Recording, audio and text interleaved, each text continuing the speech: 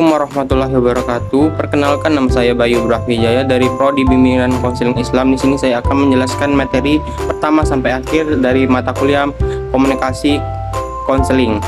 Untuk materi pertama yaitu konsep dasar komunikasi secara umum dan komunikasi konseling. Komunikasi secara umum melibatkan proses penyampaian pernyataan dari satu individu ke individu lainnya dengan tujuan memberi informasi, mempengaruhi sikap, pendapat, atau perilaku. Komunikasi konseling adalah proses pemindahan informasi, pemikiran, dan sikap antara konselor dan klien dalam konteks tertentu.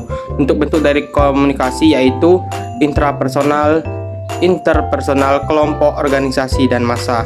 Indikator komunikasi yang efektif yaitu pemahaman, kesenangan, pengaruh pada sikap, hubungan yang baik, dan tindakan. Kedua yaitu karakteristik klien dalam komunikasi konseling. Klien dan individu yang mencari bantuan bersama dari seorang konselor. Karakteristik dari klien yaitu klien sukarela, klien terpaksa, klien enggan, klien bermusuhan menentang, klien krisis. Keunikan dari klien yaitu kebutuhan, kepribadian, bakat, motif, dan motivasi, minat, perhatian, sifat, dan kebiasaan. Masalah-masalah klien meliputi kecewa, frustasi, kecemasan, stres, depresi, konflik, dan ketergantungan. Ketiga yaitu kemampuan memahami media konseling. Pendekatan tatap muka langsung atau face to face dalam blended learning menggabungkan pembelajaran kelas dan online, memungkinkan interaksi tanpa batasan waktu dan ruang. Kelebihannya termasuk partisipasi aktif siswa dan penilaian langsung oleh guru. Pendekatan online dalam pembelajaran melibatkan media seperti email, chat, dan aplikasi sosial. Hambatan dari blended learning ini melibatkan keterbatasan koneksi internet dan kurangnya interaksi langsung. Keuntungan melibatkan fleksibilitas pembelajaran. Yang keempat yaitu hambatan dan masalah dalam memahami karakteristik klien. Hambatan dalam memahami karakteristik klien melibatkan persepsi salah terhadap kepribadian introvert, kesulitan membangun hubungan sosial, kurangnya pemahaman dari orang lain, kesulitan berkomunikasi, dan rasa putus asa dalam situasi sosial. Untuk mengatasi klien yang banyak maunya, penting untuk bersikap profesional, mengenali karakter klien, membuat rencana kerja yang detail, meyakinkan klien dalam portofolio, menyelesaikan masalah secara profesional dan selalu tepat waktu. Dalam memahami karakteristik klien, pendekatan biologis, psikodinamik, kognitif, sosial, dan behavioral, serta humanistik dapat digunakan bersama-sama. Komunikasi yang baik juga ditekankan dengan pendekatan aktor, objek, emosional, dan eksplisit untuk menghindari kesalahpahaman. Kelima yaitu merelevansikan teori tentang karakteristik klien dengan kehidupan real. Teks laporan hasil observasi menggambarkan bentuk, ciri, atau sifat umum suatu objek atau peristiwa.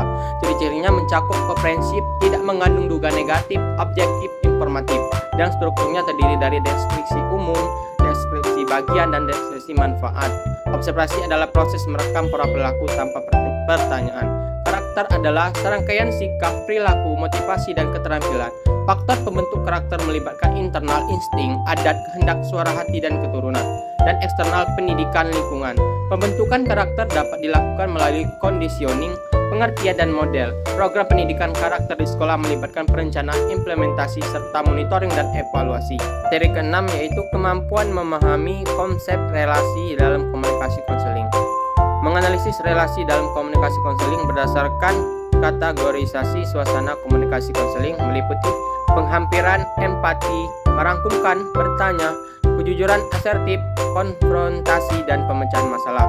Bentuk komunikasi konseling yang tepat yaitu komunikasi verbal seperti bahasa, isi pembicaraan, banyaknya pembicaraan, dan kepemilikan ucapan. Komunikasi tubuh yaitu meliputi ekspresi wajah, gest, kontak mata, gestur, postur, kedekatan fisik, pakaian, dan cara berdandan. Materi ketujuh yaitu teori analisis transisional sebagai dasar dalam komunikasi konseling. Analisis transaksional adalah pendekatan psikoterapi oleh Eric Berne. Fokus pada hubungan klien terapis yang mencapai pertumbuhan dan kesejahteraan. Berne membagi kepribadian menjadi 3 ego, yaitu orang tua, dewasa, dan anak. Konsep utama melibatkan induksi, struk, naskah hidup, posisi hidup, dan permainan. Dalam konseling, teknik seperti kursi kosong digunakan. Sementara tahapan termasuk orientasi, inti, dan refleksi. Transaksi dapat imbang, silang, atau selubung. Tujuan analisis transaksional adalah memfasilitasi konseli membuat keputusan baru, mengatasi pencemaran status ego, dan mengembangkan potensi penuh kepribadian. 8.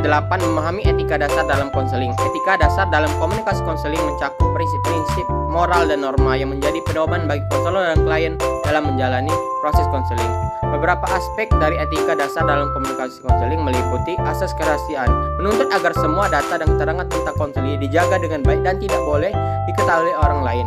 Asas kesukarelaan, menekankan pentingnya konseling menjalani pelayanan konseling dengan sukarela dan tanpa tekanan. Asas keterbukaan, mengharuskan klien dan konselor bersikap terbuka. Asas kemandirian, menekankan bahwa tujuan konseling adalah membuat konseling menjadi mandiri, mengenal diri sendiri. Etika umum dalam komunikasi konseling mencakup prinsip-prinsip seperti sopan santun, ramah tamah, empati, dukungan, dan berpikir positif. Yang ke-9 yaitu konsep relasi dalam komunikasi konseling. Listening dalam konseling merupakan suatu keterampilan yang sangat penting. Menurut Memke Davis dan Fanning, keterampilan mendengarkan adalah kemampuan dasar yang esensial untuk mempertahankan hubungan. Kemampuan mendengarkan melibatkan penerimaan dan penafsiran yang akurat terhadap pesan dalam proses komunikasi. Selain mendengarkan, ada konsep 3M yang penting dalam konseling, yaitu memahami, merespon, dan menyelesaikan. Memahami melibatkan pengenalan masalah klien, diagnosis, penetapan prognosis, dan evaluasi. Merespon melibatkan keterampilan membalas rangsangan yang disampaikan oleh klien dengan memasuki kerangka pikiran klien. Menyelesaikan mencakup tindak lanjut terhadap evaluasi pembaharuan tindakan setelah proses konseling. 10 yaitu komunikasi yang tepat pada tahapan konseling. Komunikasi yang efektif pada tahap pengantaran, penjajakan, penafsiran, pembinaan, dan pengakhiran konseling sangat penting untuk mencapai keberhasilan dalam proses cyber konseling. Berikut adalah beberapa poin yang menyoroti aspek komunikasi efektif pada setiap tahap, yaitu tahap pengantaran. Guru BK perlu melakukan kegiatan perstrukturan untuk memberikan penjelasan tentang konseling. Tahap penjajakan, guru berusaha memperdalam pemahaman terhadap permasalahan siswa melalui pertanyaan terbuka, refleksi, dan teknik konseling lainnya.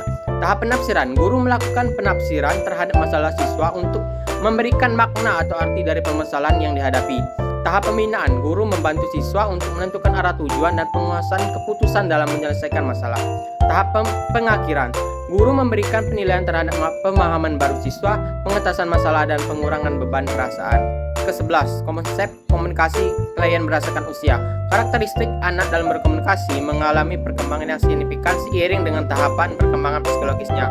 Berikut adalah karakteristik anak dalam berkomunikasi berdasarkan tahapan perkembangannya. Tahap prabahasa 0-12 bulan. Komunikasi melalui tangisan, senyuman, dan bahasa tubuh. Tahap bahasa awal 1-2 tahun menggunakan kata-kata pertama dengan kalimat sederhana, kosakata terbatas. Tahap bahasa awal lanjutan 2-3 tahun, pengembangan kosakata dan kemampuan berbicara lebih jelas. Tahap bahasa prasekolah 3-5 tahun, kemampuan berbicara semakin kompleks. Tahap sekolah dasar 6-12 tahun, kosakata semakin kaya dan beragam. Tahap sekolah dasar 6-12 tahun, kemampuan berpikir abstrak dan berkembang. 12 yaitu memahami konsep dasar bahasa verbal dan non-verbal. Komunikasi verbal adalah proses komunikasi yang menggunakan kata-kata baik secara lisan maupun tertulis. Beberapa definisi komunikasi verbal menurut para ahli meliputi: menurut Deddy Mulyana, komunikasi verbal adalah segala jenis simbol yang menggunakan satu kata atau lebih sebagai sistem kode verbal. Menurut Harold Laswell, komunikasi verbal adalah suatu proses komunikasi dengan menggunakan simbol atau lambang-lambang. Unsur penting dalam komunikasi verbal yaitu bahasa. Bahasa adalah sistem lambang yang memungkinkan orang berbagi makna. Kata merupakan unit lambang terkecil dari bahasa, melambangkan atau mewakili suatu hal. Fungsi komunikasi verbal dan non-verbal. Fungsi komunikasi non-verbal yaitu metakomunikatif, mengatur pesan verbal dan melengkapi pesan verbal. Fungsi komunikasi verbal yaitu mengartikulasikan pemikiran, membina hubungan, mempelajari dunia, dan menciptakan ikatan dalam kehidupan manusia.